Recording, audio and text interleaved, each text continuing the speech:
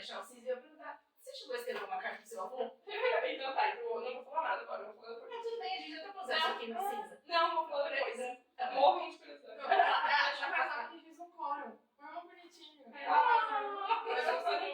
Mas eu juro por Deus que eu pensei. Eu falei assim, acho que eu vou perguntar se a Má chegou a se inspirar para escrever. Eu não tenho obrigação. Eu falei, mas de repente... Acho que vai que Sim. nós duas trouxemos esse tempo pra ela. E eu quase escrevi um. Não posso falar nada. Eu abri o armário e fiquei olhando lá as cartas penduradas. Abro não, eu abri ela. Hoje não é dia. É porque eu leio todas e continuo. Vamos lá? 1, 2, 3 e... Corte começa agora.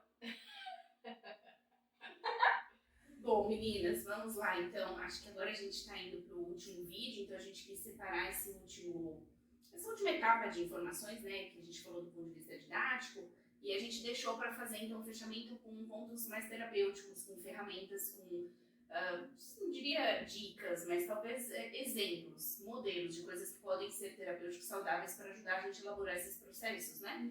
Quando a gente vê que é um processo de luto mais dolorido, né, e enfim, como a gente já comentou nesse percurso todo. Então, acho que eu queria fazer a primeira pergunta daí para vocês, é como que a gente pode... Existe, então, realmente uma forma da gente aliviar esse sofrimento? Existe uma forma da gente lidar com isso, que a gente consiga ou acelerar ou amenizar esse processo? Existem pontos que a gente consegue trabalhar? Tem muitos pontos que a gente pode trabalhar e sugestões aqui que a gente vai dar. E claro, né, é importante que todo mundo filtre o que serve para cada um, o que faz sentido para cada um. Mas, recapitulando um pouquinho o que a gente estava falando das fases do luto, que é natural passar pela negação, pela barganha, pela raiva, enfim, a gente estava pensando, tem um autor que fala sobre tarefas, as tarefas que a gente deve fazer. Por que tarefas? O nome dele é William Gordon, e ele pensa que se ele chama de tarefas é um jeito de deixar o enlutado se sentindo mais ativo nesse processo da própria melhora. Então, as tarefas têm muito a ver com essas fases do luto que a gente falou. Sendo a primeira tarefa, aceitar a realidade da perda. Então, em contraponto com a negação. Uma vez que eu aceito, aí começa um processo saudável de luto. E pode ajudar muito. Mas como que eu aceito, né? Não tem uma receita para como aceitar, mas talvez a gente evitar ficar poupando muito falar sobre o assunto. Tem que falar sobre o assunto, não estou falando desrespeitar, né? Mas falar sobre o assunto, começar a entender o processo, o que aconteceu, ter esse espaço até que essa pessoa possa entrar em contato e começar a engajar nos rituais de despedida. Aí a aceitação fica mais fácil, que depois a gente vai falar quais rituais podem ser esses que vão facilitar muito essa aceitação. Uma outra etapa, uma outra tarefa, aliás, é elaborar a dor da perda. Então, também, em contraponto com a barganha, com a raiva, a gente, novamente, entrar em contato com esses assuntos, conversar, se vincular com a sua rede de apoio, poder falar mais sobre o assunto, o que aquilo significa para mim, eu poder falar dos meus sentimentos, expressar minha dor, começar a perceber que tem um processo ali de saudades muito gostoso, e eu vou elaborando essa dor de outra maneira, né? Às vezes pedindo ajuda, fazendo terapia, outras coisas. A terceira tarefa seria ajustar-se a um ambiente onde está faltando a pessoa que faleceu, no caso do luto por morte ou, né, qualquer tipo de perda. Que é bem aquilo que a gente falou da organização, da reorganização ou da adaptação.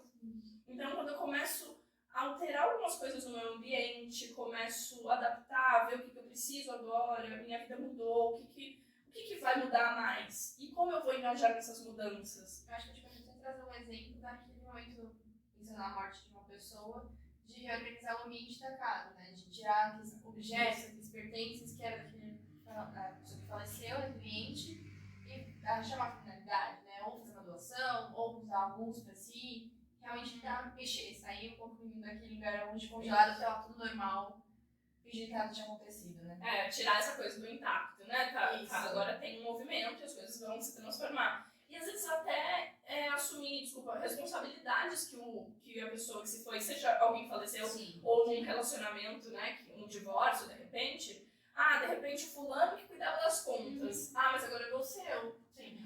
Fulano que cozinhava aqui em casa, talvez agora seja eu. Então, umas mudanças que vão acontecendo e que você ativamente pode fazer parte dessas mudanças. E eu acho que isso que a gente está falando também, por exemplo, mudar um móvel, mudar alguma coisa da estrutura, também é uma forma da gente não deixar que aquela memória fique talvez tão nevrálgica, digamos assim, porque daí você entra na sua casa, às vezes você conseguiu trabalhar, você passou o dia fazendo coisas distraindo a cabeça, às vezes você nem lembra daquilo que você passou.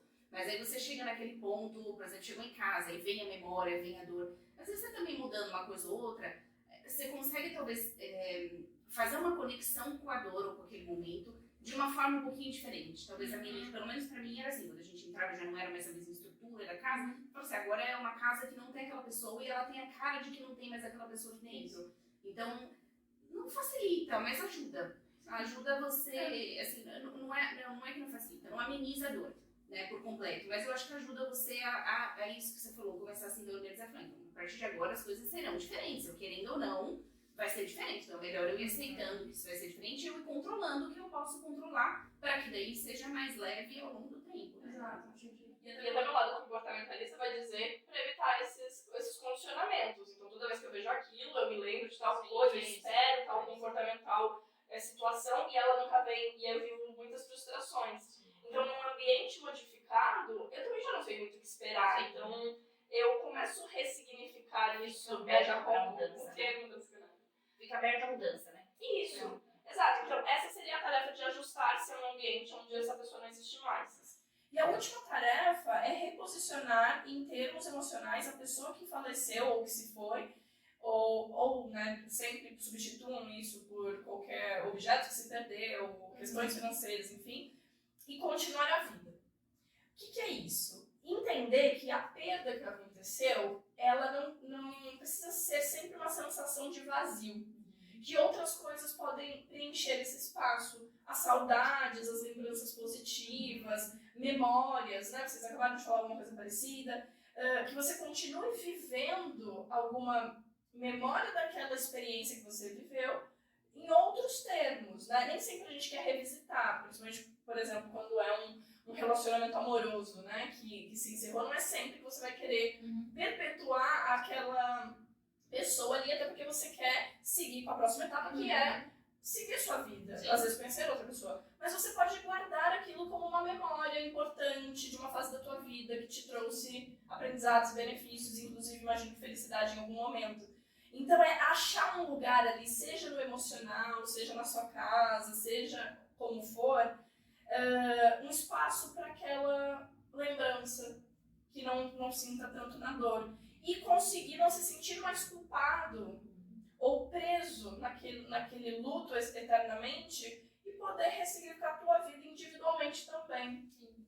Você possa voltar a viver, né, sem culpa. Isso. Eu acho que esse exemplo que você trouxe do relacionamento é importante a gente enfatizar alguns pequenos detalhes. Como você disse, né, a pessoa passou em algum momento uma fase feliz dentro de um relacionamento. Então a gente pode guardar aquela lembrança positiva, não vinculada de fato à imagem daquela pessoa, mas sim à nossa própria imagem. Isso, como você comentou, preencher um pouco esse espaço também com nós mesmos.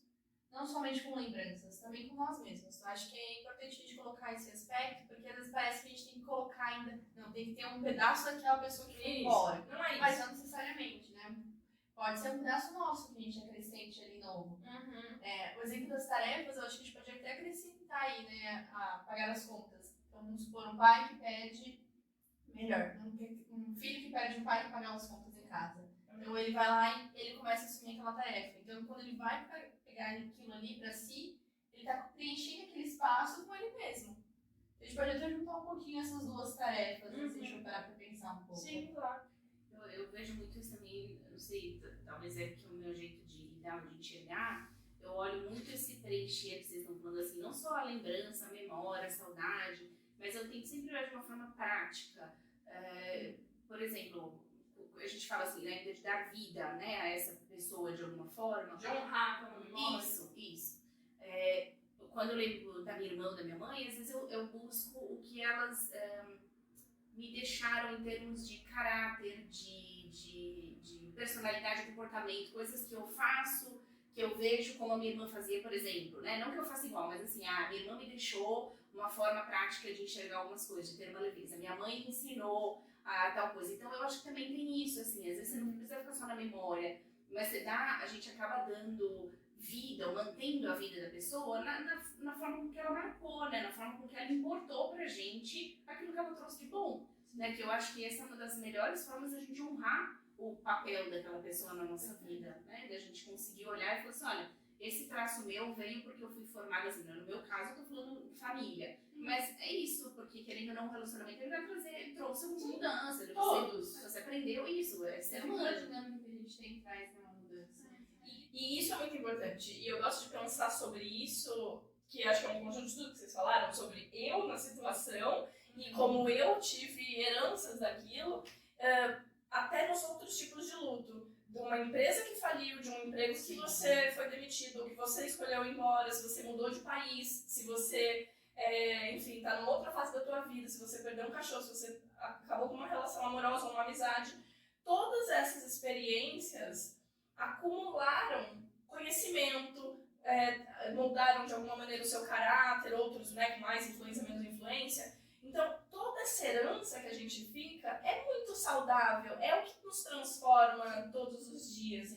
Então, a gente tem uma tendência a achar, que nem quero que isso se torne muito terapêutico, mas a gente tem uma tendência a achar que se uma coisa acabou, eu não tenho mais que olhar para aquilo. Deus me livre, não quero nem saber, não quero mais nem ouvir falar. Com uma certa raiva, claro, eu não vou julgar aqui porque cada história é uma história.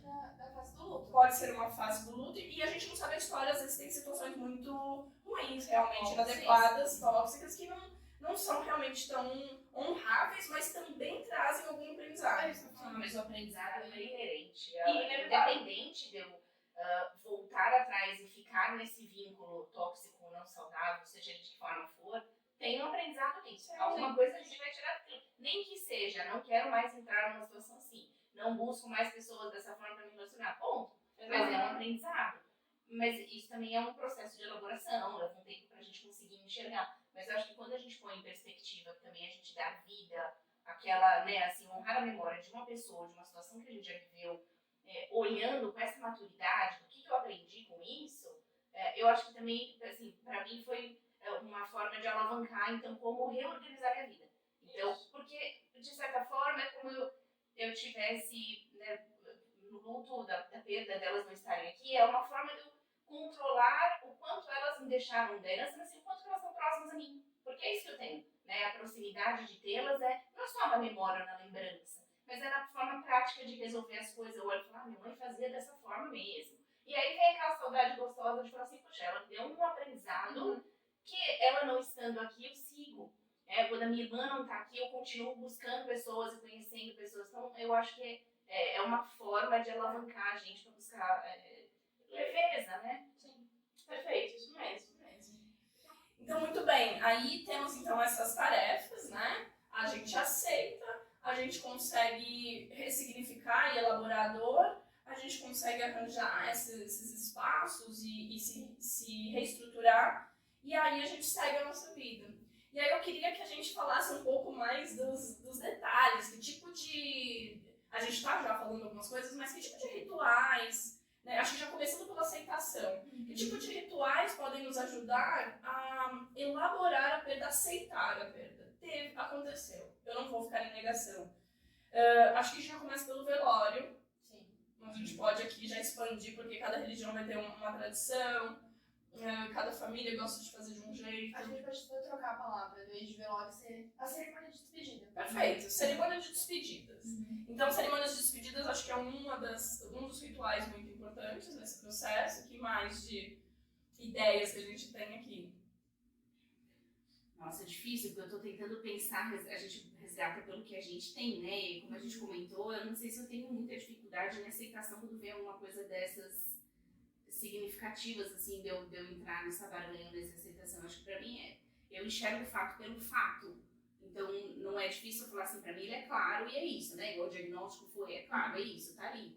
Então, eu não sei se eu tenho muitas dicas práticas de como trabalhar, assim, de como fazer isso. Mas eu entendo muito isso que vocês colocaram do ritual, porque não é nem só a celebração, mas é uma forma de você concretizar, né? Que aquele evento aconteceu, E que daí, a gente falou do velório, mas é um ritual, e que se a gente não passou por ele ou não teve, nada impeça que a gente crie um, né? Então eu acho que para algumas pessoas talvez esse momento ele seja mais significativo.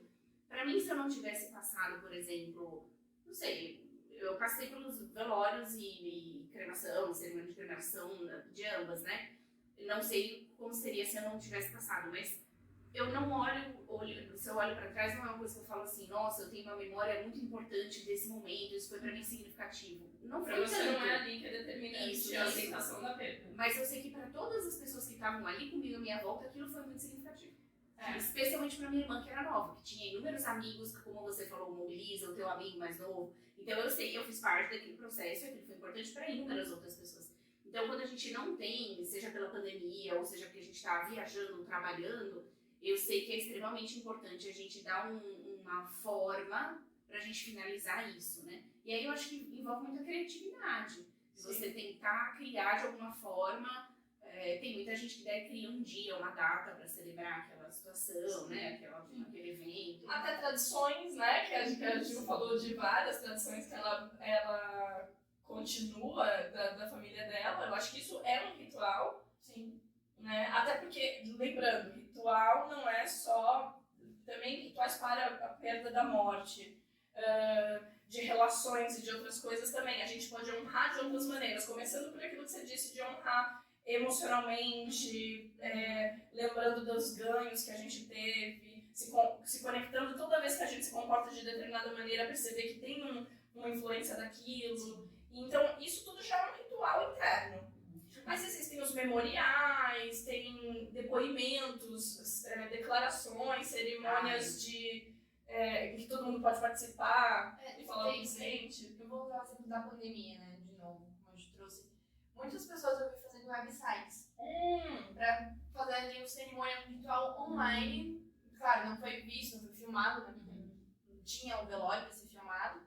Mas fizeram um website onde todo mundo colocava um depoimento sobre a morte daquela pessoa, sobre o que aquela pessoa representou pra si naquele momento da vida dela. Então, tive um encontro com aquela pessoa e ela disse X coisa, Y, Z. Então, a gente pode realmente fazer esse momento de despedida, ser de várias maneiras, né? Vou usar o meu caso em particular. O meu avô também não teve velório, porque foi no momento da pandemia. Tanto, até poderia ocorrer uma cerimônia bem curtinha, mas a gente optou por não fazer essa cerimônia, minha família, porque a gente sabia que meu avô não ia gostar de que vissem ele naquele estado. Ele tinha essa crença ali dele. Sim. Então, o momento de despedida nosso foi totalmente diferente do que uma cerimônia tradicional que a gente está acostumado aqui hoje, mais perto da religião que a minha família segue. Então, o momento nosso de despedida foi outro. Então, cada um na minha casa teve um. Então, por exemplo, para mim, o momento de despedida foi quando eu acabei conseguindo visualizar dentro do caixão, tendo essa oportunidade. Então, ali foi o momento de despedida com ele. Então, eu considerei aquele momento. Da minha avó foi antes, porque minha avó veio para ser em casa. Então, antes de ele sair de casa, ela conseguiu se despedir dele. Cada um foi criando. Para cada um é especial uma etapa, né? Exato. Então, a gente pode pensar em fases, como o São Juco trouxe, né? A criatividade, ela parece bem marcada aí. É que lembrar que para algumas pessoas, principalmente as pessoas com mais tendência à fase da negação, é mais difícil quando não tem uma coisa concreta. Algumas, tá? Mas eu vou até corrigir o que eu falei, porque eu estava aqui pensando, ouvindo vocês e refletindo. Porque a gente está falando do ritual do encerramento, e eu falei, eu vejo fato pelo fato, mas eu assisti os fatos. Então, tipo, a minha irmã, e aí esse é o ponto, né? A minha irmã faleceu em casa comigo com minha mãe. Então a gente estava assistindo e a gente estava entendendo que aquilo poderia ser um desfecho. Sim. Então ali eu estava fazendo uma despedida, a gente estava rezando com ela, a gente estava conversando com ela mentalmente. Eu estava fazendo uma despedida e minha mãe. Existe um monte de ritual. Isso. Uhum. E uma das melhores amigas da minha irmã, obviamente não estava presente, a gente estava em casa. E a gente teve que dar notícia depois e elas estavam distantes, mas a minha irmã tinha se aproximado muito dessas amigas que a gente tem, que é uma segunda família para nós. E um pouco antes elas tinham tido uma viagem para a praia e eu estava trabalhando enlouquecidamente com plantão, não fui. E a gente falou que aquela foi a despedida delas, a gente tem até um videozinho que elas estavam dançando e cantando juntas. E aí eu me lembro, para fazer um fechamento então disso que a gente está falando de despedida, a gente deu a notícia, a gente contou, elas estavam junto em casa, elas participaram do velório, Mas eu me lembro que na semana, eu não sei, acho que eu tinha ido encerrar a conta de e-mail dela, alguma coisa assim, quando eu entrei, eu vi o título do e-mail que essa amiga tinha mandado pra ela, e eu sei que ela tava falando alguma coisa de despedida. Eu não abri, eu não entrei, mas ela escreveu um e-mail pra minha irmã, como se ela estivesse fazendo a despedida. Que eu e minha mãe tivemos juntas ali. Então eu acho que é isso, é usar a criatividade da gente tentar, do que for, mas da gente talvez fazer um resumo daquilo, do que foi importante, porque daí você consegue entender melhor a dor e o quanto que aquilo te impactou mesmo, né? O quanto que aquilo realmente tá te trazendo de prejuízo, né? De situação dolorida, né? Então, eu acho que é isso, assim, não existe uma receita de bolo, mas a gente pegar esses exemplos, né? Igual o Ju falou, eu acho que são importantes pra gente poder pensar nos nossos, né? O que vai fazer sentido pra gente. Isso mesmo. Então, acho que isso é uma boa ideia, de repente, quando existe uma enfermidade, existe um processo de adoecimento ali mais lento, que os parentes estão próximos, aquilo já acaba sendo ritual, conforme você está dizendo. Às vezes se reunir e falar palavras de amor, de afeto, às vezes de despedida, algumas pessoas têm a chance, outras até de planejamento. Eu me lembro, eu até comentei, acho que no vídeo, meu avô me ligou várias vezes, não tem, que era proibido, eu sei, mas foi desse jeito. Mas isso acontece. E aí, ele me ligou umas 3 vezes. E ele me deu orientações do que ele queria que eu fizesse com tal coisa e tal coisa. Então, aquilo também foi um processo de despedida. Que é meio ritualístico de alguma maneira, pro enlutado depois facilita. Então, tem isso. Rezar junto, pra quem gosta de rezar, orações, enfim, qualquer coisa. É muito religioso junto com as pessoas que gostam. Essas conexões, exato. Então, isso já começa quando você tem a oportunidade. Mas, muitas vezes, a gente não tem a oportunidade dessa despedida. Sim. E aí, porque lembra, né? Existem os lutos traumáticos. Existem até relacionamentos que, às vezes, a pessoa só some e nunca mais aparece. Ou te manda uma mensagem falando que acabou. Então, tem algumas situações que a gente não tem tanta chance de despedida. E aí, nessas situações, a gente cria a nossa. Dentro do ritual do velório, outras cerimônias de encerramento, de despedida, esses e-mails mandados, as cartas que a gente comentou da outra vez. Sim. Eu acho que a gente pode até apresentar um exemplo da carta que eu não lembro se eu cheguei a mencionar, mas quando eu era mais nova, eu tinha um encerramento de uma relação, eu escrevia uma carta para aquela pessoa. É isso que eu ia falar, as cartas servem para relacionamentos também. Eu até já sugeri na clínica para alguns pacientes enviarem, porque pessoas estavam mais acostumadas com áudio agora mais recentemente. Eu falei, grava um áudio, você não precisa mandar para a pessoa. Você pode gravar um áudio falando tudo que você tem vontade, porque às vezes também é um término que tem muita raiva, que foi muito interrompido, e às vezes você fala, eu sinto que foi interrompido, que eu não tive a chance. Tira isso de você. Fala tudo que você quer falar.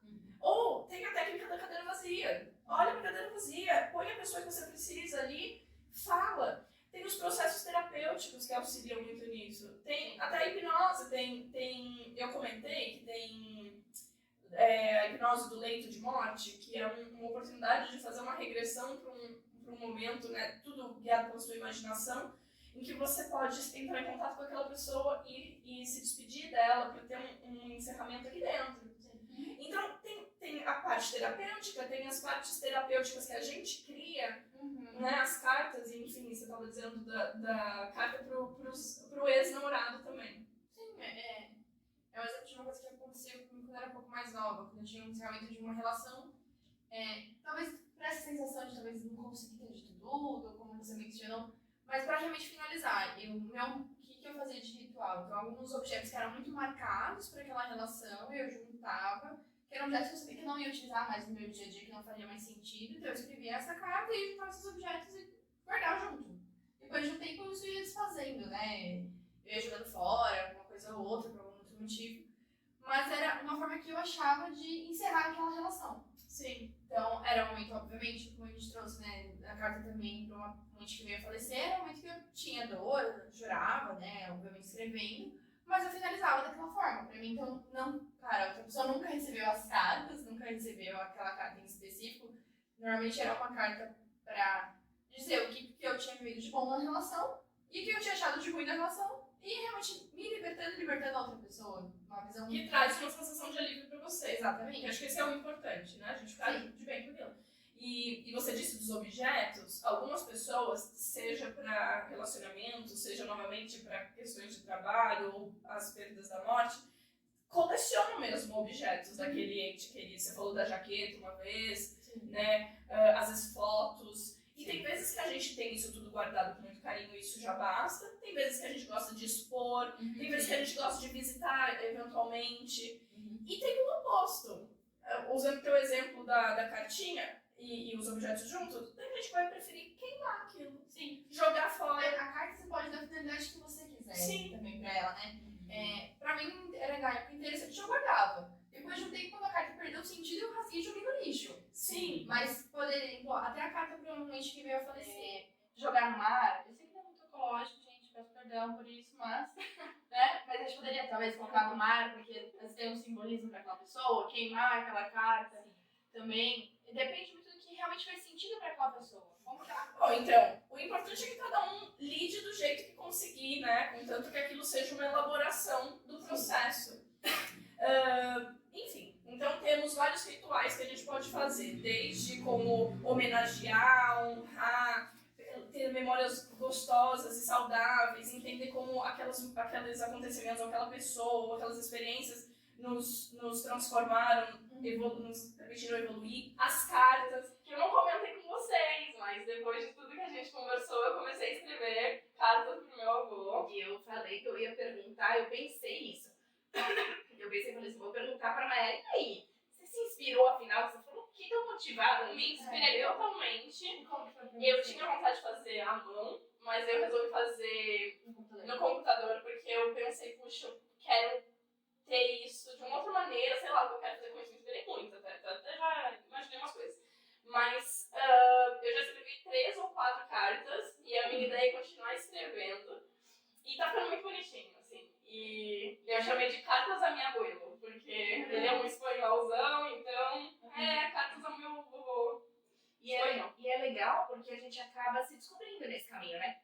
Não, total. Você começa a organizar teu pensamento e aí você começa escrevendo ou gravando áudio ou falando, você escuta, você lê, você vê de fora aquilo que está dentro de você, é muito diferente. Exato, a elaboração emocional nesses processos é muito saudável. E eu sempre aconselhei esse tipo de exercício, né?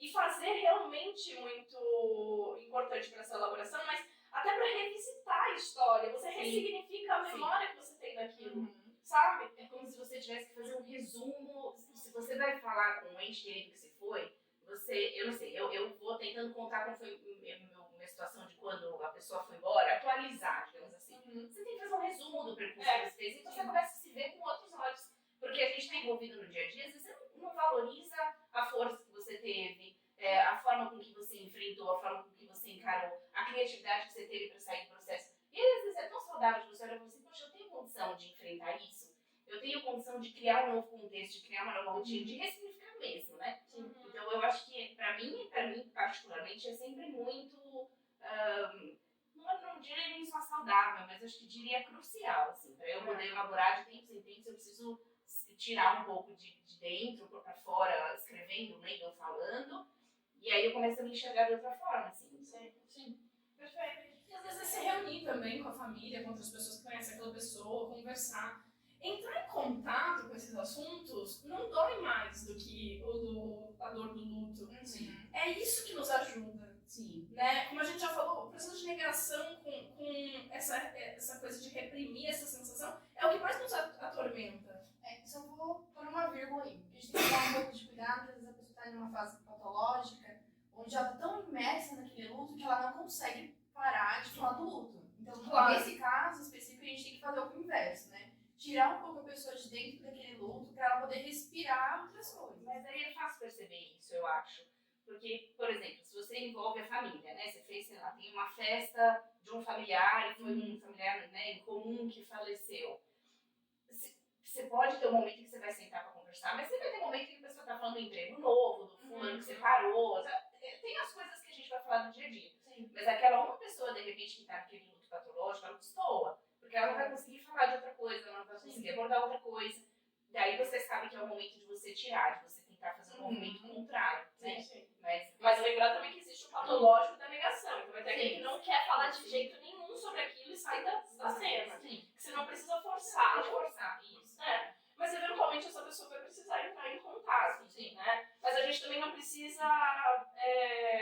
passar isso, de repente, não vamos falar disso, porque fulano tá Sim, aqui. Podemos sim falar disso, até pra ir naturalizando um pouco, claro, sentir que tá desrespeitando de alguma maneira. Sim. Agora, E aí, só pra até acrescentar, né, que você falou assim de reunir a família, por exemplo, reunir as pessoas, a Ju trouxe muito exemplo disso na comida, né? Nas Nas tradições. cozinhas. E aí são tradições da gente trabalhar momentos, eu acho, né? Eventos marcantes, de alguma coisa no final do ano que unia várias pessoas com aquela lembrança, com aquele momento, né? Então acho que também criar essas tradições novas também faz parte dessa criatividade da gente poder elaborar, porque às vezes é em conjunto mesmo, né? Às vezes tem que ser com outras pessoas em volta pra gente poder fazer isso acontecer. Sim. E, desculpa, pode falar. Eu ia acrescentar o filme que o Maju tava falando. Você não quer falar do filme? Buscar, né, nos filmes. Isso. Eu ia falar assim, que existem vários filmes que trabalham com perdas, inclusive sempre aqueles que a gente estava falando, por exemplo, elaborar quando você sabe que alguém tem, por exemplo, um câncer terminal, que é uma coisa pra gente muito clara, mesmo um diagnóstico terminal. Às vezes a pessoa escreve cartas para aqueles que vão ficar, ou grava vídeos, ou para aquele que vai ficar com dicas, sugestões, ou a gente sempre tem aquela carta de terminalidade, o que eu me arrependi, o que eu podia ter feito, né? Então tem vários filmes que abordam essas coisas ou que abordam perdas e que muitas vezes mostra pelo exemplo, né, que a gente pode fazer na analogia, o que eu tô vendo no outro que é saudável, que não é, e será que eu tô fazendo a mesma coisa, o quanto será que eu posso aprender com essa história para pôr no meu contexto. Então, assistir um filme, ouvir uma história de outra pessoa, ouvir as nossas histórias, como a gente colocou, a intenção acho que é essa. É a gente criar uma empatia, uma analogia. Então, para mim, isso também funciona. Às vezes, eu não quero falar que tá doendo, que tá mexendo naquele assunto, mas se eu ouvir e assistir, você também começa aprender algo sobre o assunto. Só de estar ali vendo o filme já é um momento que pode ser considerado terapêutico. Também pode ser terapêutico, né? Duas vertentes. Recentemente mesmo, eu indiquei vários filmes sobre luto para pacientes. Sim. E, claro, trouxe um filme que fazia sentido para aquela demanda daquele paciente de luto. É um exemplo muito bom, porque além da gente ter a questão das técnicas que aquele filme pode estar empregando, como a gente fez da beleza oculta, a gente viu, ele fez as cartas das 4 abstrações, das 3 abstrações, São três, né? Das 3 abstrações, porque era a forma que ele conseguiu. Aí traz a forma que a esposa dele conseguiu, que foi conseguindo fazer um grupo terapêutico. Exato, ajudando outras pessoas que passam por isso. Então, há várias maneiras, né? A gente pode usar esses filmes como exemplo e os filmes em si já é muito terapêutico, fazer a gente entrar em contato, estar ali vendo como é que é de fato, porque a gente vai acabar pensando na nossa própria dor, pensando naquele luto que a gente está vivendo, né? E de uma forma resumida do que a gente está falando, é a gente aprender a ter o equilíbrio do jogo do momento em que eu vou estar sozinha comigo mesma, do momento que daí eu estou me relacionando com o outro, mas eu estou falando dentro do contexto do luto. Então, no momento que eu estou me relacionando com o outro que está envolvido e que eu posso falar sobre o assunto, no momento que eu estou sozinha, no momento que eu assisto um vídeo, no momento que eu estou com mais pessoas. Então, aí o momento que eu estou falando com as pessoas, mas para desabafar, ou o momento que eu estou falando para dar o meu ombro e indiretamente trabalhar as minhas questões do luto. É esse jogo, né? Sim. Do sair, do você ir para fora de si, para você voltar para dentro de si. Esse é um jogo, cada um vai, a gente naturalmente vai passar, cada um sabe aonde que de repente isso é mais importante, mas a gente não esquecer que a gente pode ter esses momentos diferentes e que isso vai fazendo essa constante, esse crescimento de elaboração, né? De ressignificação, digamos assim. E aí eu acho que, só pra fechar, eu acho que são nesses momentos em que a gente vai fazendo esses jogos que a gente começa a ver o que a gente brincou do despertar no luto, que daí é onde você começa a se enxergar nessa história de quem é você agora, nesse momento de o que você aprendeu com essa perda, o que isso te deixou, né, marcado, quem é você agora, porque a gente se ressignifica, a gente aprende a ver uma nova Maiara, uma nova Juliana, uma nova Juliane, e o que isso despertou em mim, né? Que pode ser coisas não muito boas, às vezes coisas saudáveis. O que desperta em nós durante o luto, né? E que a gente pode ir transformando.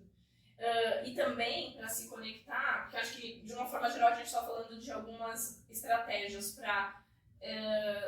pessoais, né? Mas como a gente faz... Sim. Não, e antes disso, aliás, a gente está falando de estratégias para encarar as situações de perda, para aceitar, para elaborar ela, para depois me reorganizar, mas para eu ainda ter um espaço dela, né? Tudo que a gente já falou na minha vida, então tem as memórias, eu posso ouvir uma música, me reconectar com aquilo, eu posso às vezes internamente pensar na coisa, na pessoa, na situação, então todos esses rituais, e tem também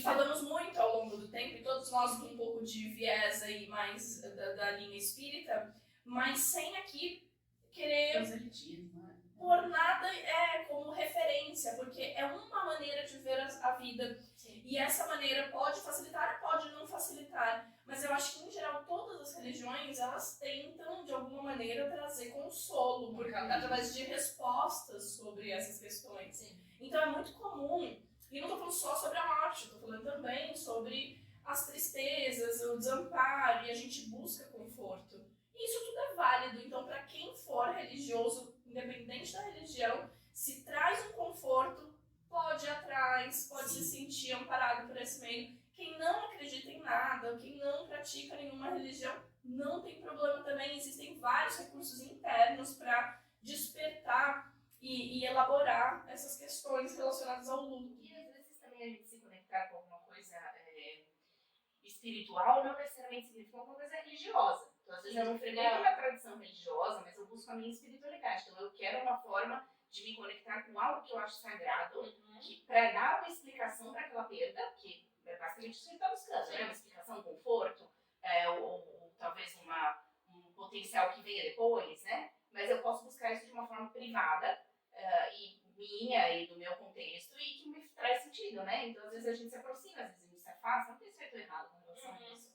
Mas são pontos importantes e que muitas vezes a gente vai estar envolto. Então, mesmo quando a gente vai entrar depois, quando tem alguém lutado próximo a gente, muitas vezes a pessoa também vai buscar muito fortemente explicações ou apoio em rituais religiosos ou espirituais. Sim. Né? E isso também pode ser uma alavanca bastante significativa.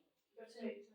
E aí, lidando com tudo isso, supõe-se que a pessoa já assimila melhor a ideia, lida melhor com isso, consegue sentir com lembranças mais agradáveis essas experiências, né, do luto, e também entender um momento que eu posso fazer planos para o futuro, que já não tem mais a ver com a perda, mas que eu posso engajar em outras atividades, que eu posso focar em mim daqui para frente, né. Mesmo quando o luto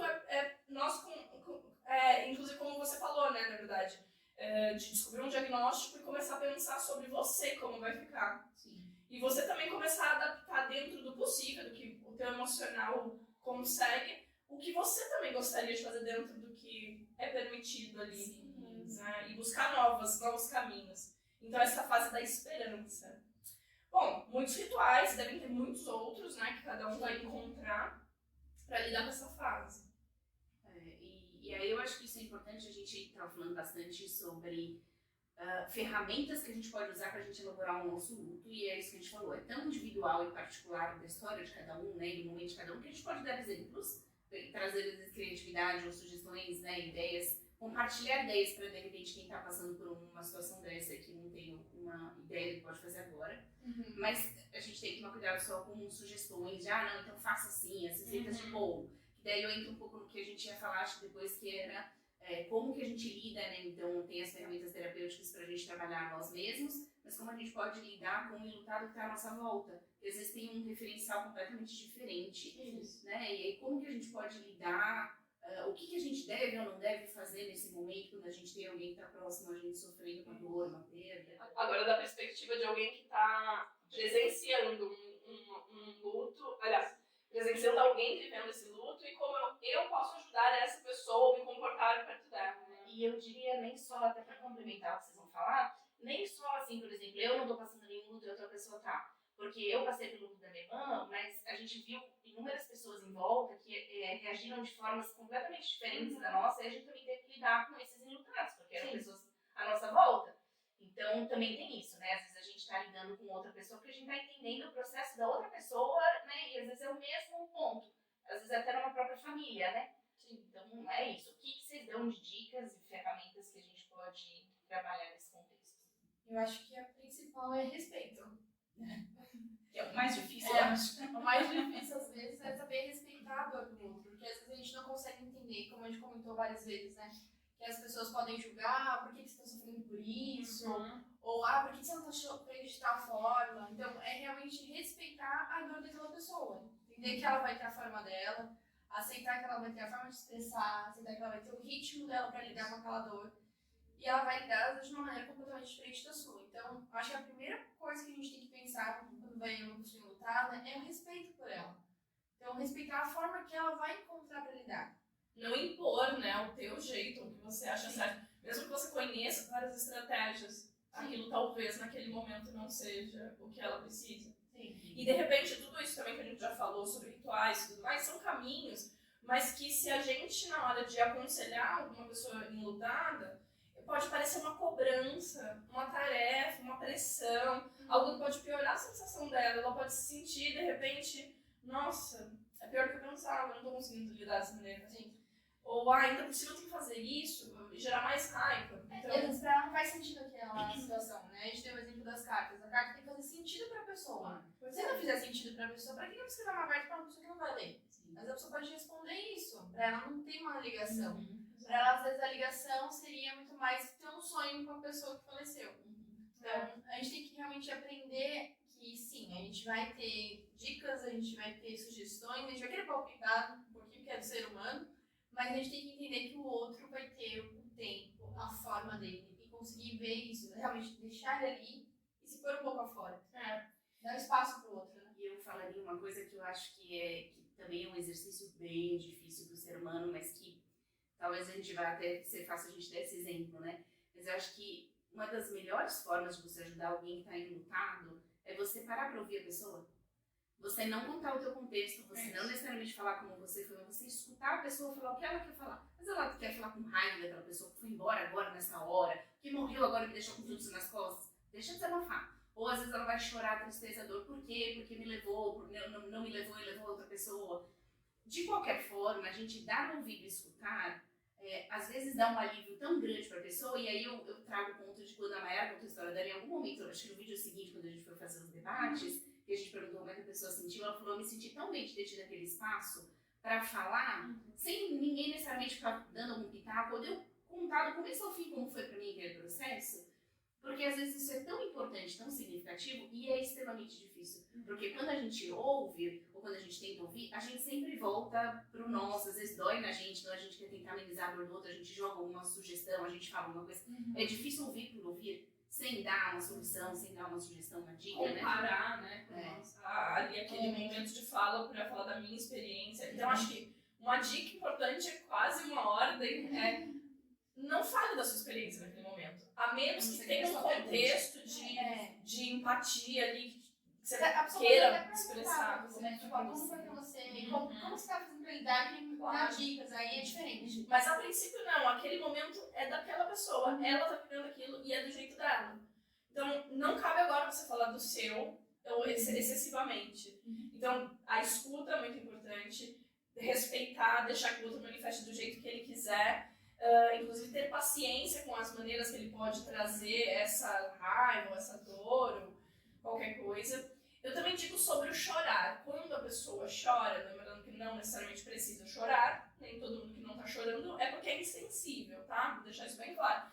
Mas quem chora, às vezes tem gente que tem uma tendência de falar, não chora, não precisa chorar. Quer deprimir, né? Pois é, você sabe que recentemente alguém me contou uma história que aconteceu num hospital? E a pessoa tinha recebido qualquer notícia muito negativa a respeito da própria saúde. E ela tá chorando, muito preocupada, muito triste, né? Ela tá vendo um luto ali também. E a terapeuta que tava com ela tava incentivando isso, tudo bem, chora, que difícil, pode falar. Como que você tá se sentindo? E deixando ela expressar livremente. Aí veio a copeira trazer a refeição, inocentemente, numa boa intenção, e tudo isso a gente sabe, falou assim, eu não vou te dar a comida se você continuar chorando. Só quando você parar de chorar, você vai receber a comida. A gente sabe o que ela estava fazendo ali. Isso é muito popular. Mães falam pros filhos, pessoas na rua falam, para de chorar que você ganha por litro. Não pessoas na rua fazem isso. De fora. Quis dizer que a gente tem essas tendências. Mas o que a gente tá falando com essa frase? Chorar é ruim, não é legal, e quase como se quando você parar de chorar, quer dizer que o problema não existe, e aí tá tudo bem. Mas não é verdade. Você vai parar de chorar, quer dizer que você reprimiu o que tá acontecendo e continua ruim, muito ruim. E eu ainda não posso expressar. Então, tome cuidado com isso que é muito popular. Pode chorar sim. O que a pessoa quiser fazer ali na hora, você tem que respeitar e entender. Claro, se for alguma coisa que coloque ela em risco, talvez você tenha que intervir. Mas não precisa ser nada muito compulsório, né? Exato. Então, entender também e respeitar as questões religiosas, como eu estava falando, não impor a sua. Mas a minha religião diz que é assim, assim, assado. Sim. A gente até falou bastante disso nos vídeos, mas a gente estava contando da nossa experiência pessoal. A gente, naqueles primeiros vídeos, deixou muito claro que a gente não estava dando conselho a ninguém. Sim. Né? Ali a gente estava errando, a gente estava sendo a gente estava vivendo o nosso processo. Então, num momento de acolhimento ao outro, não impor as suas questões religiosas. E de repente ele fala uma coisa da religião dele e você fala, bobagem, isso aí não é nada. Não. Faz sentido tudo pra bem. pessoa. Não tem Sim. que fazer sentido pra mim, tem que fazer pra ela. Às vezes a pessoa fala assim, eu queria fazer uma prece, eu não conheço a prece, mas se quiser, eu fico aqui do seu lado enquanto você vai fazer, é isso. Não viola o teu sagrado por conta disso, né? Claro. Mas aí vai no respeito que a Ju falou, né? Respeito acima de tudo, companhia, dar espaço de fala, então você dar ouvidos, acolher, estar ali. E de repente até perguntar, eu posso te ajudar de alguma maneira? Sim. Esse é o segundo ponto que eu ia falar. Eu acho que pra mim, são os dois, acho que as duas melhores ferramentas. Se colocar à disposição para ouvir a pessoa, estar ali do lado quando ela precisa. E tem muita gente que não consegue lidar com isso, porque dói em si, não consegue.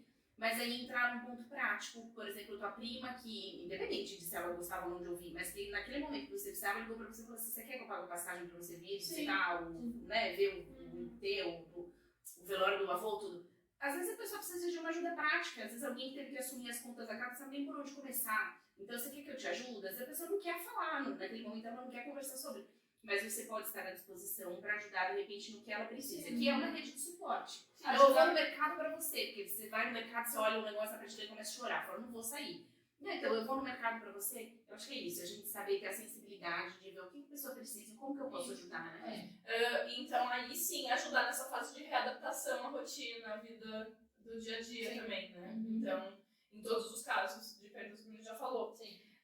E na dúvida, não sabe o que fazer, ou não faz muita coisa, só fica ali perto. Às vezes pode dar um abraço, às vezes pode dar um ombro amigo, estou aqui, ou qualquer coisa que você precisar, você me chama. E sem muito mais, e sentir, claro, tem gente que não gosta de ser tocada, tem gente que não gosta de abraço, mas essas coisas são mais generalistas.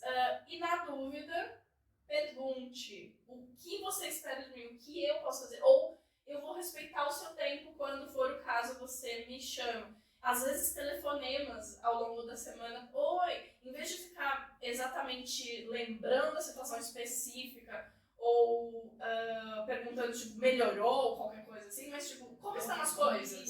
Se precisar de alguma coisa, me chama. Mais neutro. E outra coisa é não evitar falar sobre a coisa também, pra não, de novo, acho que eu já falei coisa parecida, né? A gente pode falar sobre o assunto e sentindo como a pessoa se comporta. Não fingir que nada aconteceu. É isso. Não negar que aconteceu aquele fato, não negar que aconteceu aquela perda, ou que aquela mudança aconteceu, né?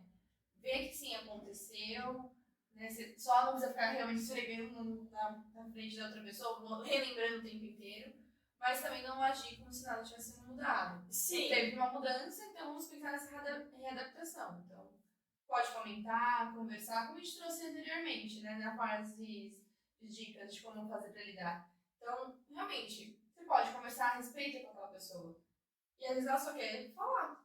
Então a gente volta, um pontinho vai ligando o outro, né? De como lidar com esse lutado. Não, é isso. Você ia falar? Não, porque eu ia falar assim, essas são as ferramentas que eu uso, mas normalmente eu lido com adultos, independente de serem maduros ou não, imaturos ou não. Normalmente são pessoas já, assim, né, que passaram da adolescência, então você imagina que tem uma estrutura já, né, bem formada. Mas a gente falou também do luto na criança, né, com a criança, né, na fase da infância. Vocês dariam alguma dica diferente? Vocês acham que tem alguma outra forma de lidar com o luto com a criança ou com o adolescente, que às vezes é um momento mais lábil, talvez mais abstrato, né, assim, mais difícil de, porque a criança é mais concreta, mais difícil de trazer um contexto abstrato, como que a gente pode trabalhar com isso? A gente falou do peixinho, eu acho, de certa forma, né? Mas como que a gente... Vocês têm alguma outra sugestão também que pode ajudar? A questão do peixinho pode ser até prévia, né? Como um preparo pro desapego. Mas pode acontecer posteriormente também. Mas principalmente no momento de falando de luto de morte, de novo eu tava falando agora há pouco, não evite falar sobre o assunto. A gente vai ter que explicar, é uma coisa completamente nova para aquele ser. Essa criança, não é que ela odeia esse assunto ou ela tem medo desse assunto, ela ainda desconhece. Então vamos permitir que ela conheça para depois ela se expressar da maneira que vier em relação a isso. Então, uma primeira etapa importante é a explicação. Aconteceu isso, é dessa maneira que funciona. Curiosamente, que também é outra coisa que todo mundo faz, é usar metáforas. Virou estrelinha, tá num lugar mágico, aconteceu tal coisa, ou o cachorrinho foi pra fazenda. Cachorrinho foi pra fazenda, gente, me dá um pânico. Quando alguém de verdade leva um cachorro pra fazenda, eu fico em dúvida. Foi mesmo? Morreu? Não. Eu quero essa fazenda. Não interessa. Então, assim, isso causa confusão, né? Pode causar algumas ilusões ou até dificuldade de elaborar. Então, claro, eu não preciso usar nenhum termo muito chocante, traumático, mas de maneira mais natural mesmo, como um ciclo. Existe o ciclo da morte, né? As pessoas, elas nascem. Pode até usar a ideia da analogia, mas de uma forma saudável. Por exemplo, explicando o ciclo de uma planta. Você pode, exatamente como você disse, como uma analogia e depois você diz como funciona com o humano. Sim. Mas não a ponto dela confundir de, será então que, sei lá, minha vovó virou uma planta? Porque crianças, elas são mais abstratas. Sim. E às vezes precisa trazer alguma... Aliás, às vezes elas são muito concretas. E se eu falei de planta, é planta. E às vezes elas precisam de uma coisa mais... filosofar em cima ainda, né? Fazer essa analogia tão brilhante, assim. O que eu quis dizer da planta é realmente mostrar o ciclo da vida pra criança. Isso, A ideia do bichinho é exatamente essa. Você usar a metáfora de uma plantinha. Então, olha, a plantinha, ela plantou a semente, ela foi crescendo, a gente regou, aí ela se desenvolveu, aí chegou um momento que ela começou a murchar e veio e morreu. Então, trazer a ideia do ciclo da vida para a criança de outras formas, porque ela ainda não conhece da vida do adulto. Sim. Então, talvez dessa forma de metáfora, mas como você trouxe, da fazenda, da estrelinha, são metáforas que vão deixar a criança mais confusa. E criança, eu acho que também funciona muito lúdico, né? Um adulto que você dá um ombro para falar, né? Você dá seu ouvido para escutar o ombro e chorar, ele desabafa. A criança não vai saber desabafar contando o contexto, né? Porque ela não elaborou isso ainda. Mas numa brincadeira, num lúdico, às vezes ela põe pra fora aquela dor, aquele sentimento que ela tá trazendo. Então você também dá espaço pra ela se abrir dessa forma, sem necessariamente você falar assim, me conta o que tá acontecendo, é uma forma também de deixar a criança expressar. Enquanto vocês estavam falando, eu tava lembrando, a minha irmã era 2 anos e meio mais nova que eu. E eu era a filha mais velha, eu não tinha nenhum antes de mim. Então foi aquele choque, né? Agora tem um novo neném na casa. E eu tinha muitos ciúmes, foi muito difícil no começo, eu brigava com minha mãe, aquelas coisas básicas de criança. E ela contava que logo que a Carol nasceu, naquele momento que daí você tá entendendo que um novo neném na casa, eu gostava de reassistir o mesmo filme sempre, que era Dama e Vagabundo. Que na história ganha um neném na casa e o cachorro fica abandonado. Então pra mim era a forma de eu entender que ali estava acontecendo e tinha um desfecho de acolhimento depois. Então, às vezes, também a criança se identifica com alguma coisa assim de uma história, você contar, às vezes, através da história, da analogia, às vezes você também faz um acolhimento e a criança sente que ela está contida ali de alguma forma, né? Hoje a gente tem vários recursos terapêuticos que a gente pode usar com a criança. Na parte lúdica mesmo. Então, tem vários livros, vários autores que escrevem livros infantis ensinando essa parte do processo do luto. Do adulto, né? Mas a linguagem da criança. Tem todos os processos naturais da vida, mas de forma lúdica. Sim. Eu adoro esses livros. E no setting terapêutico a gente usa muito disso. A gente usa bonequinhos, histórias, contação de histórias para que a criança expresse isso. Tudo isso é muito legal. Os filmes. Então tudo isso é muito legal. Mas só para deixar muito claro, deve usar essas coisas, mas no momento ter uma comunicação clara e direta. Sim. Está acontecendo isso e aquilo, eu tô aqui para te ajudar. Se você tiver alguma dúvida, você pode perguntar o que você acha, o que você está sentindo. Deixa livre, claro, cada um vai elaborar de um jeito, mas, então, novamente, a mesma coisa que com os adultos. dar um espaço para a fala dele, permitir perguntas, não ficar, às vezes a gente como adulto se incomoda com algumas perguntas das crianças, tipo, mas essa pergunta é difícil, isso eu não sei, pergunta pro teu pai, ou pergunta pra não sei quem, ou, chega, porque a gente se incomoda, acha que tá chegando num assunto delicado. Fale sobre o assunto delicado. O que você não souber, vai buscar alguma referência, pede ajuda de alguém, fala pra própria criança, eu não sei isso se for o caso, e vai buscar saber. Então, essas metáforas, o recurso dos filmes e das analogias é super rico para enriquecer esse processo de compreensão, mas contanto que não sejam coisas muito não relacionadas. Não é pra mascarar, né? Não é pra mascarar. É pra elaborar, não é pra você tirar o foco da criança e falar, agora se concentra nisso e desencana dessa outra parte. Isso serve pros adultos também. Não é pra gente ficar distraindo a gente. Outra coisa que a gente faz muito, vamos te distrair. Eu não tô falando que não pode fazer nada divertido, que também cause sensações boas pra aquela pessoa, mas não é assim, vamos fingir que não aconteceu. É mais no sentido de, você tá com vontade de fazer tal coisa, vai te fazer bem? Então vamos, sim, porque também é bom se sentir bem. E se você quiser, inclusive, podemos falar sobre o assunto durante, mas não mascarar. Sim. Então, para adultos e crianças, nunca mascarar, ouvir, deixar elaborar, perguntar, respeitar o processo, a expressão livre, acompanhar, ajudar no que for possível e que a pessoa precisar. É o básico. Eu só ia acrescentar um detalhe da criança, que a gente realmente, como a gente tá falando, na Mara trouxe, né? Deixar ela realmente a par de tudo que tá acontecendo. Então, trazer de uma forma realista e concreta para ela o que tá acontecendo. A forma que a gente se despede vai ser diferente da criança. Ela vai se despedir da maneira que ela conseguir. Então, às vezes, para ela faz sentido estar no momento do velório, que tem, às vezes, esse ritual. Então, nesses rituais que os adultos fazem parte, ela também gostaria de fazer parte. Então, explicar para a criança que vai existir um ritual, como é esse ritual, e questionar se ela quer fazer parte daquele momento. Porque para ela, às vezes, vai fazer sentido. Algumas podem dizer que sentem medo. E aí, tudo bem, você pode novamente explicar alguma coisa para amenizar o medo dela, né? Que não falar que não é pra ter medo. Funciona desse jeito. Mesmo assim, se tiver medo, não tem problema, você não precisa ir. E depois criar outros rituais de despedida. Mas pode ser que as crianças queiram sim. E às vezes é um tabu nosso que vai criar tanto medo, tanto incômodo. Às vezes elas, não sei o que é. Né? Mas, de novo, explicar, deixar que ela saiba o que esperar. Não assustar, é isso, tem que ver. Explicar pra ela como que é esse ritual, né? A gente pode trazer de várias religiões, vários aspectos em rituais diferentes. Então, explicar como que vai acontecer ali, todo esse momentozinho, trazendo falas concretas, não fantasiosas, né? E ver se faz sentido pra ela. Ela vai responder se ela quer participar daquele momento ou não. Sim. Então, deixar um pouquinho a critério dela. Porque muitos pais tomam uma atitude, não, você tem que ir sim, você tem que participar. Né? É importante pra você ver, porque tem que ver. Depende. Sim. Da mesma maneira que o adulto. Tem adultos que vão precisar e outros não ter esse contato.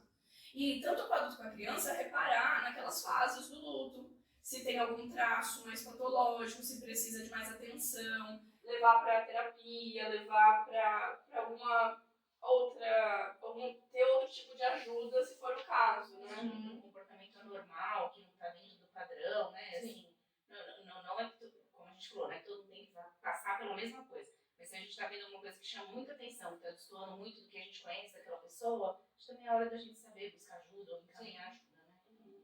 Algumas crianças também, adultos também, mas às vezes a criança, por não conhecer o processo, ela também pode se sentir culpada. De repente, será que foi culpa minha? Que morreu o peixinho, ou que morreu meu avô, ou que morreu... Será que eu fiz algo de errado por isso ele foi embora? Ou mesmo, não só agora também falando de luto por morte, mas outras perdas. Será que agora eu não vou mais para aquela escola porque eu fui mal criado? Ou porque realmente mudei de ano? Então, tudo isso que a gente está falando serve para essas etapas também. Explicar que encerrou o ciclo daquela escola, explicar que acabou tal coisa, que o brinquedo quebrou. A gente pode até acrescentar aí a separação de pais.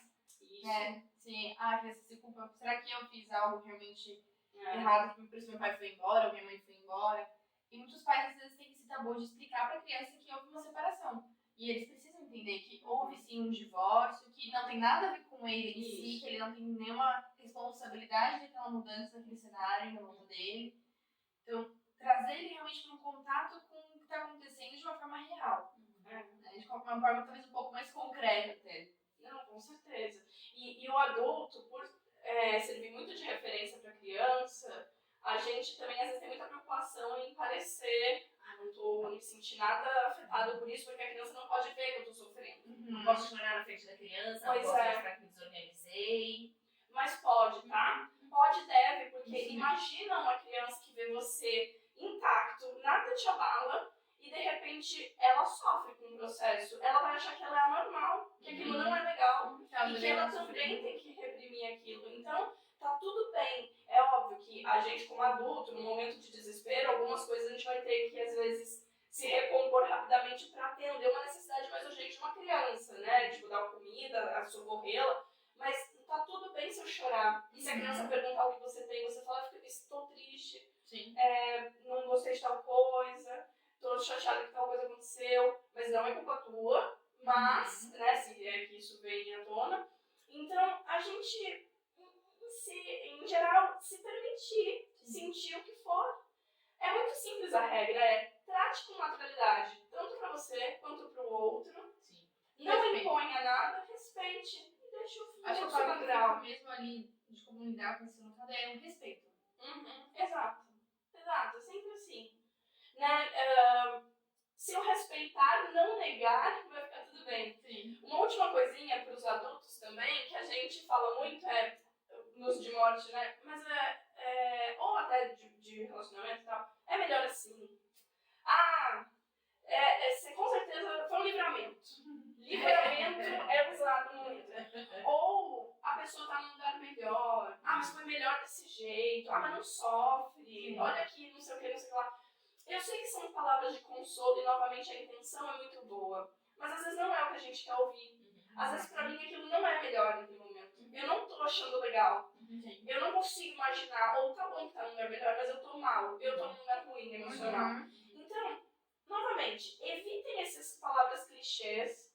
Evitem tentar ajudar ou amenizar, ou às vezes a questão da dor de alguém, né, que, sei lá, às vezes a gente tem essas coisas. Eu já cometi esses erros muitas vezes na minha vida. Sei lá, até com a Ju já fiz uma dessas, mas não vou ficar expondo. Mas a gente faz com todo mundo isso. Sei lá, se eu falo pra alguém, eu perdi o braço num acidente. Mas pelo menos não foi a perna. Pelo menos foi a perna. Mas foi o braço. Eu perdi o braço, eu não tenho nem o que podia ser melhor. Então, assim, isso eu faço de vez em quando. As pessoas fazem comigo o tempo todo. E é muito engraçado que às vezes as pessoas fazem isso sem antes checar o que de fato aconteceu. Tipo, já me aconteceu de falar pra alguma amiga assim, nossa, mas eu tô sentindo uma dor X e tô muito preocupada, mas pelo menos não é tal coisa. E eu penso, eu já falei, pior que é tal coisa, eu já fiz o exame. E aí, do jeito que você coloca, de repente você criou uma situação muito pior emocionalmente. Então, tomem cuidado, né? Sejam um apoio, um ombro amigo, questionem o que vocês podem fazer de fato e segurem a onda. A gente não vai ser salvador, herói o tempo todo. A gente não vai controlar e interferir em todas as situações. Então, o que você precisa de mim? Eu tô aqui. E deixa livre. Deixa eu estar ali presente pra outra pessoa, né? É isso. Bem, e acho que para fechar era isso que a gente queria com esse projeto, né? Sim, deixar a gente se expôs, a gente abriu as nossas histórias, nossas particularidades com a intenção de criar esse acolhimento, né? De trazer mais um exemplo do ponto de vista prático, né? Assim, filmes dão ideias, sugestões, mas às vezes tem as suas fantasias, tem os seus romances e que não são necessariamente a realidade, baseado em fatos reais. Tem a trilha sonora, a vida não tem trilha sonora, né? Sim. Então a gente quis trazer realmente o nu e cru da história de cada uma, porque a gente sabe que as pessoas criam analogias, então às vezes quem está passando por uma dor olha, ouve, vê, se identifica e fala assim, nossa, eu também consigo, eu também posso. E eu acho que esse era o ponto principal, né, do que a gente queria, era compartilhar, trazer essas experiências que não tem em livro necessariamente. E transformar as nossas histórias. Com certeza a gente sai diferente do que a gente foi chegando. É isso a gente disse, acho que no nosso primeiro encontro, né? É parte do nosso processo de luto também. Sim. É uma forma que a gente está usando para ressignificar, para se readaptar ao nosso processo de luto. E assim, né, quanto mais a gente fala, mais a gente elabora, mais a gente reúne informações e dicas e pensamentos, reflexões, a gente consegue se readaptar e despertar nesse processo.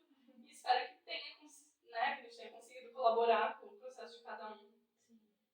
E eu queria fechar só com uma frase que eu escutei de um amigo da minha irmã da faculdade, no velório dela. Ele veio me procurar e ele falou pra mim assim, até pra contextualizar, no espiritismo a gente escuta muitas pessoas falarem que a gente vem pra Terra porque a gente vem pra aprender. Então eu venho pra aprender, no sentido de que às vezes o sofrimento é aprendizado, e é isso que tem, é pra isso que a gente tá aqui.